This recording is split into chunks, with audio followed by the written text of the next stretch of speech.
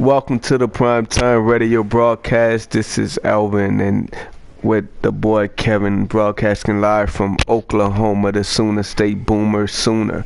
I hope you're watching the NCAA tournament. The Sooners are still in it.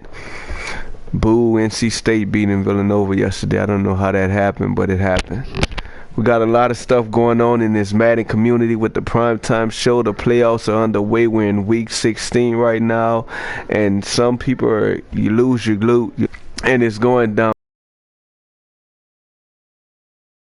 big time. The Chargers are still dominating, but a big turnaround. The Minnesota Vikings owner Matt Boley has decided to leave the league. He decided that his style of play wasn't fit for the Primetime Show, and you know what? That's okay. We were founded on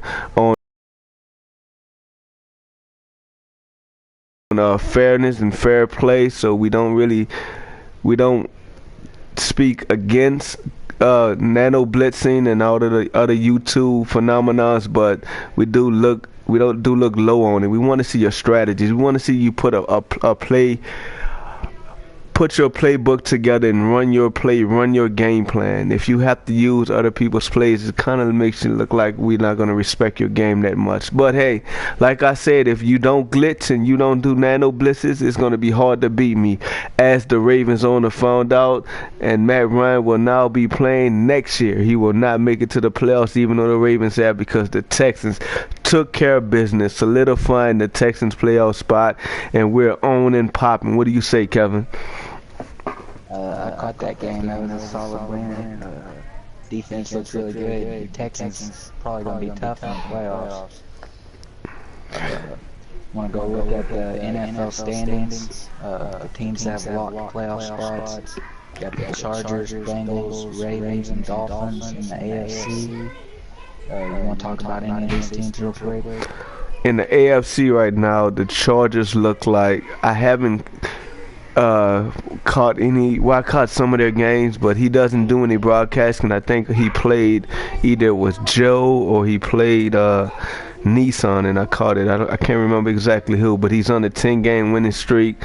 The Ravens owner complained of cheap blitzes, but we're going to find out what he's working with. The Chargers on the 10-game winning streak. The Bengals, James Beacon, Mr. MFC, well, not Mr. MFC, but MFC alum, coming in at 11-3, 9-game winning streak. He's now on the tear. Defeated the Texans 2 weeks ago. The Ravens, like we said, are doing damage. This playoffs in the AFC is going to be tough. We're looking at one more spot with the Patriots, the Chiefs, or the Jets to see who's going to take that spot.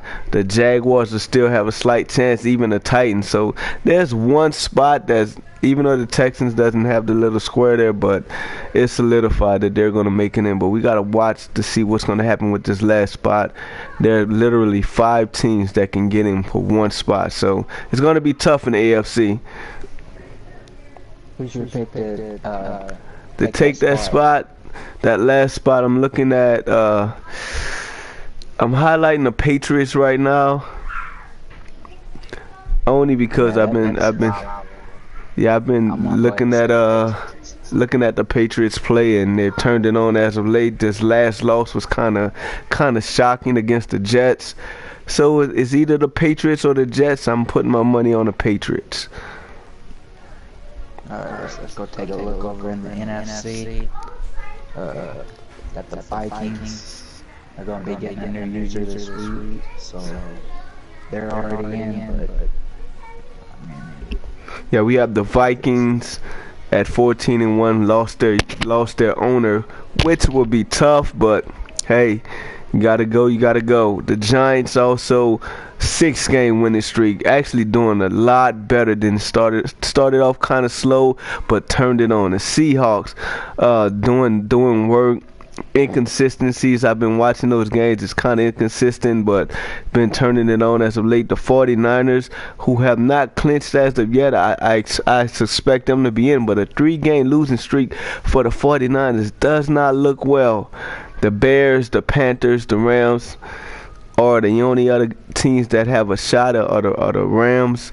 But I'm looking at the 49ers and Bears to kind of lock it in, to close out that with the Vikings, Giants, Seahawks, and Panthers. I want to point out the 49ers' last 3 losses. They've all been bad losses, like big blowouts. So maybe it can turn around when the playoffs start, but something went bad with the 49ers. They were looking good all year until the last 3 weeks. Yeah, that's going to be tough, man. That's going to be tough. Good thing they started out pretty fast.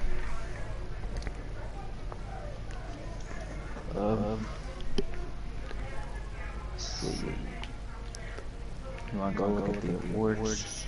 Yeah, let's go check out these seasonal awards. It's coming down to the wire.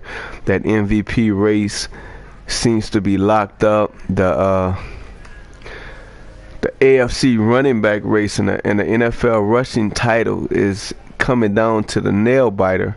But we're looking at this NFL MVP, and Jimmy Garoppolo has took a stranglehold on this thing ever since week 3, when I think he threw 9 touchdowns and 1 interception. He's been throwing 9 touchdowns literally almost every other game. I believe right now he's at almost 80 touchdowns for the year, which is a league record. Terrell Pryor doing great things for the Dolphins. Aaron Rodgers, a mid-season trade, but still, no, was he traded? I believe he was traded, right? I can't remember. I believe so. I can't remember. Dre Murray, I said Dre Murray. DeMarco Murray doing his thing with the Texans. Held under 100 yards last game by the Ravens for the second time of this year. The rookie, Jeremy Hill, leading the league in rushing right now. You got to give him props for the Panthers right now. Who would have even known that? Talking to the Panthers, I believe 2 or 3 weeks ago, he said that he picked Jeremy Hill for that purpose. So we're going to look at that, see how that works out. Looking at the NFC awards, the Offensive Player of the Year, Jimmy Garoppolo, is hands down. He's going to get the triple threat. Where am I going now? Defensive. Yeah. Touchdowns in the last 2 games. Wait, say that again.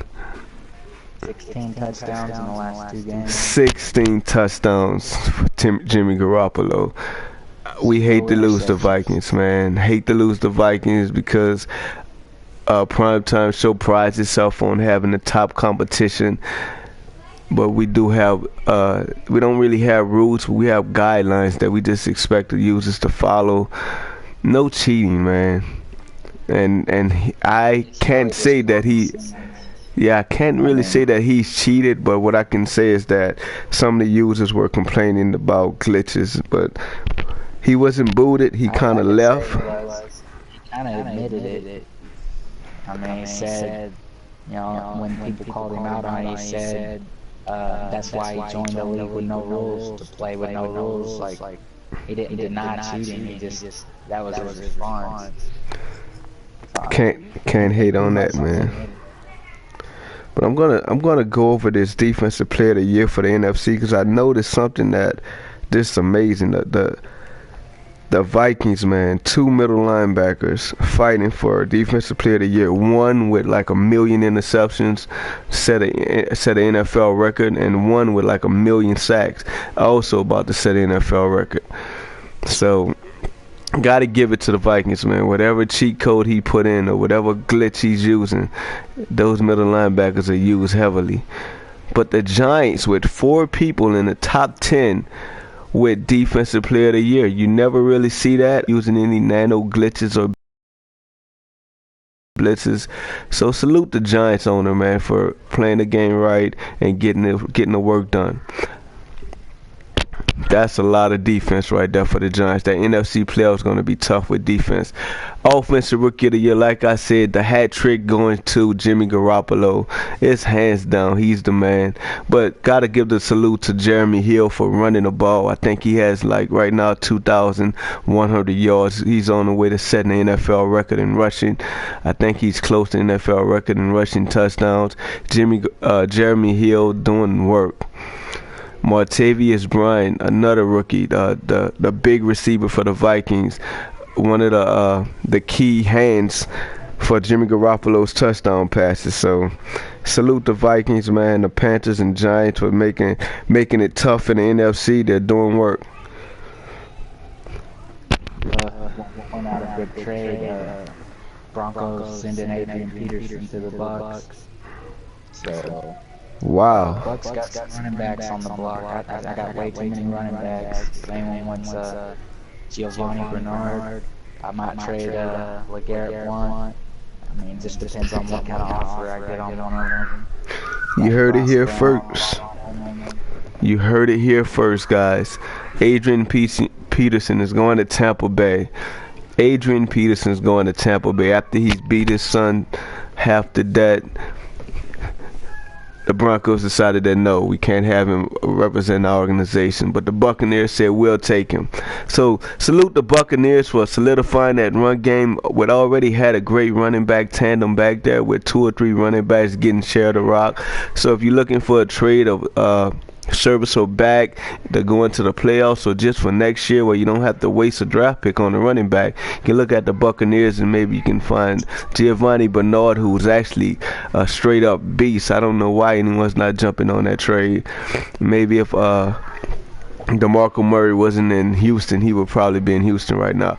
But looking at these defensive rookie of the year in the NFC, we got Ryan Shazier, the fast guy with 1 million interceptions right now, doing work.